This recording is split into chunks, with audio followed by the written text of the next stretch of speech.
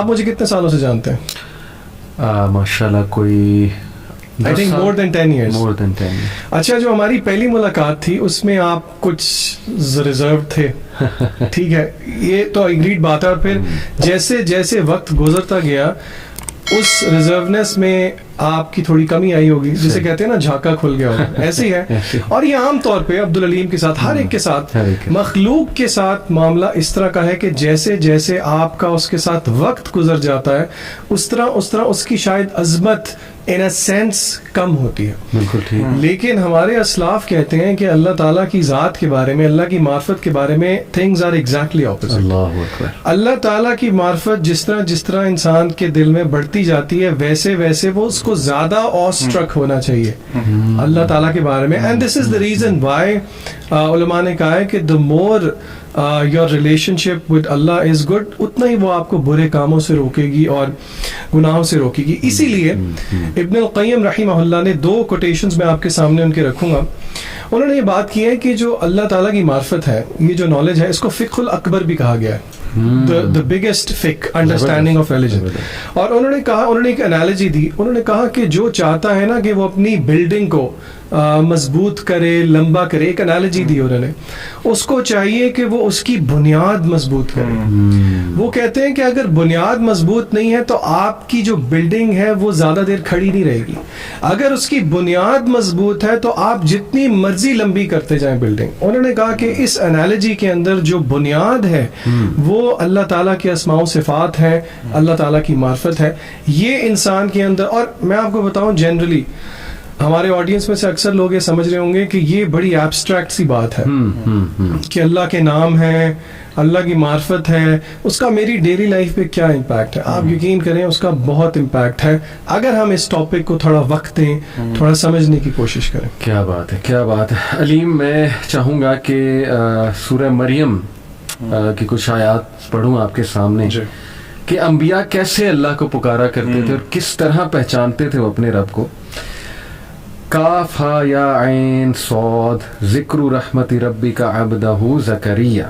This is a reminder to your Lord's mercy to his servant Zakaria is nada rabbahu nidaan khafiya when he cried out to his Lord privately. اللہ اکبر. ندا لگائی یعنی اندر کی کرائے، اور وہ بھی اکیلے میں. اور پھر انی مسنی الضر وانت ارحم الراحمین انی مسنی الشیطان بنصب وعذاب. حضرت ایوب علیہ السلام کی دعائیں، حضرت نوح نے کیسے پکارا اللہ کو، کس طرح شکایت کی کہ اللہ یہ لوگ میری سن ہی نہیں رہے ہیں، یہ میں ہر جگہ سے اپروچ کر چکا ہوں لیکن یہ لوگ سن ہی نہیں رہے میرے رب میری. اور پھر وہ سب کہہ کے معافی بھی مانگی اللہ سے کہ اللہ مجھے معاف کر دے، یعنی میرے سے کوئی کمی کوتاہی ہوئی ہے.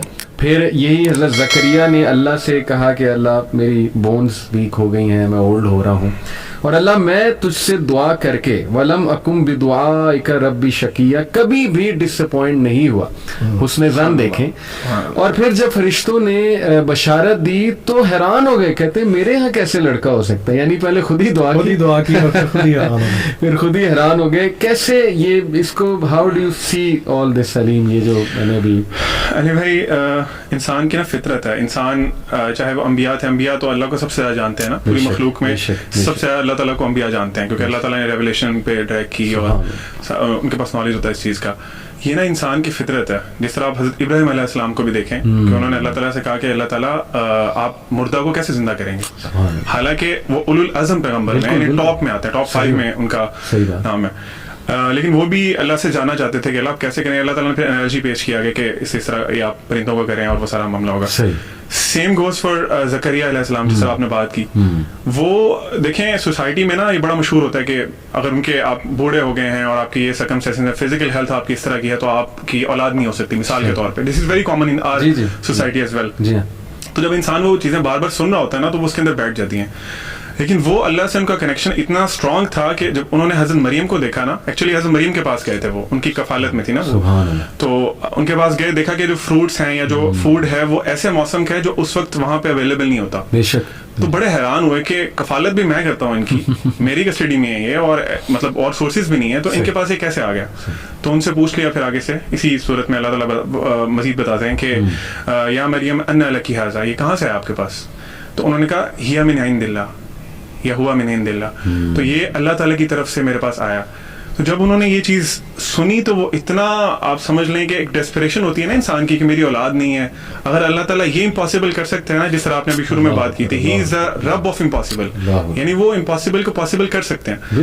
تو وہ فوراً وہیں انہی آیات میں آتے ہیں کہ فوراً ہی وہ اپنے حجرے میں گئے, انہوں نے اللہ تعالیٰ سے دعا کی ہی تھی. اللہ تعالیٰ کہتے ہیں کہ ابھی وہ دعا انہوں نے کی ہی ہے کہ فرشتوں نے آ کے انہیں خوشخبری دے دی. تو ہیومن نیچر ہے نا پھر کہ وہ ایک دم حیران ہو گئے کہ یار ابھی مطلب how can this happen to me, حالانکہ نبی ہیں, وہ ایک لیول ہے.